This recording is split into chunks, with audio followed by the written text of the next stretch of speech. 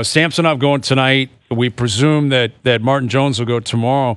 We were discussing that earlier today, CJ, like how much of an opportunity this is for Samsonov to obviously get his game back, and that's what they need out of him, but also for Martin Jones to possibly make this a battle. Like Joseph Woll is going to be out for a while, right? Like he's out likely at least 4 to 6 weeks. If it's a couple of months, you're talking 30 games. Like Martin Jones is likely going to get some play.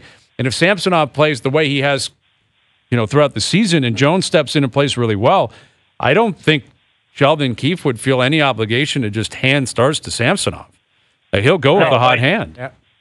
Yeah, no, by no means do I think anything will be handed to Samsonov. I mean, that's part of the reason Martin Jones is here, right? I mean, the Leafs gave him a pretty good contract to be a third goaltender.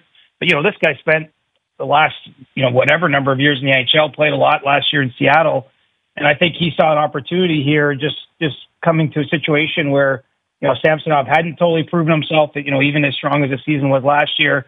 Obviously, Joseph Woll was always, slotted ahead of Jones to start the campaign, and Jones knew that in coming here. But, there's a lot of question marks around the goaltending. I think there still is to some degree, even as well as Woll, managed to play in the early stages of this season. So, I mean, it's absolutely, an opportunity for someone, frankly, who has the most experience of any of the Leafs goalies, who's been in the most big games and even playoff games and everything over his career.